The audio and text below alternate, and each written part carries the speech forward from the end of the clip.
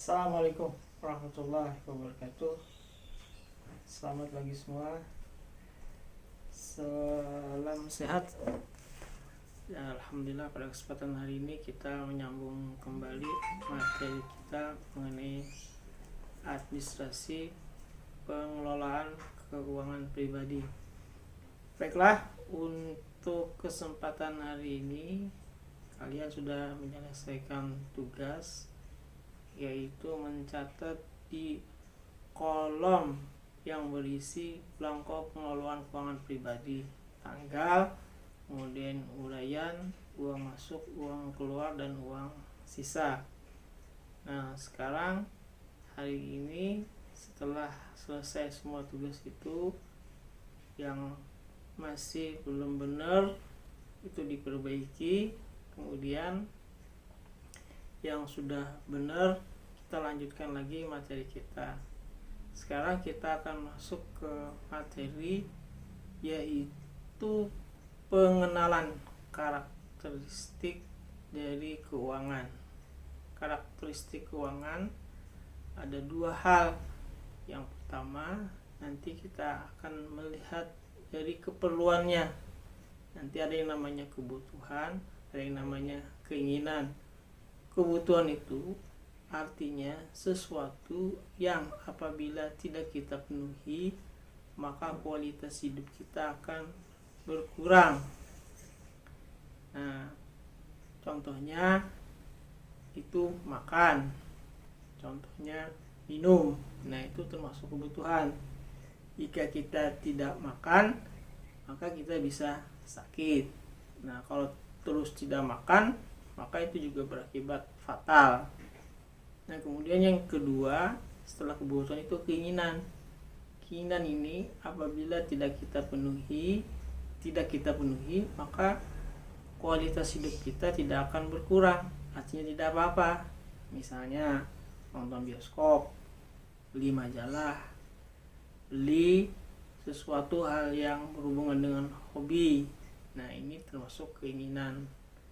Nah, keinginan ini apabila tidak kita penuhi, kita tidak menurun kualitas hidup kita. Nah, berarti antara kebutuhan dan keinginan ini, maka itu harus kalian harus tahu cara mengenalinya.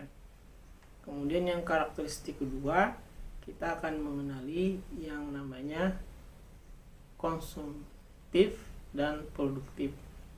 Jadi uang itu dia ada dua hal yang mesti kalian ketahui. Satu, uang itu kalian makan, kemudian kalian belanjakan, kemudian kalian mungkin ada membeli benda-benda yang berkaitan dengan kehidupan kalian, misalnya pulpen, pensil, dan lain sebagainya. Nah, itu namanya konsumsi ya, atau konsumtif. Nah, selain itu fungsi uang itu juga yang namanya produktif. Artinya uang itu bisa kalian kembangkan, uang itu bisa kalian manfaatkan untuk bisa kalian gunakan untuk keperluan lain. Nah, untuk kalian hari ini yang masih dalam kemandirian, ya kemandiriannya masih di keuangan kalian itu masih bersama dengan orang tua, maka menabung itu adalah melatih kalian untuk nanti mandiri. Nah, kalau nanti kalian kerja, maka uang itu juga kalian harus sisihkan. Selain menabung, kalian juga bisa sisihkan untuk investasi, misalnya beli emas ya. Nah, itu namanya keuangan di bidang produktif.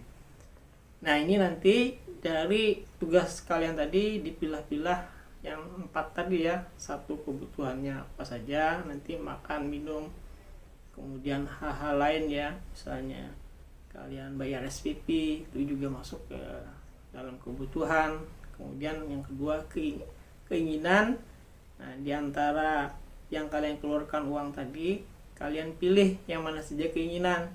Nah, salah satunya mungkin kalian membeli misalnya majalah, atau kalian menonton.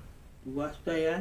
Kemudian yang selain tadi konsumtif ya, apa saja yang tergolong dengan konsumtif, makan, minum, belanja ya, atau kalian mengeluarkan uang untuk kota, nah itu termasuk yang unsur konsumtif. Kemudian unsur yang berikutnya produktif. Nah, karena kalian masih ditanggung oleh orang tua, maka kalau dalam satu pekan kalian ada menabung, itu masuk sebagai hal yang produktif ya. Nah, ini 4 ini coba kalian tuliskan dan jadikan sebagai pengetahuan untuk bisa kita latih menjadi orang yang sukses. Sampai di sini dulu. Assalamualaikum warahmatullahi wabarakatuh.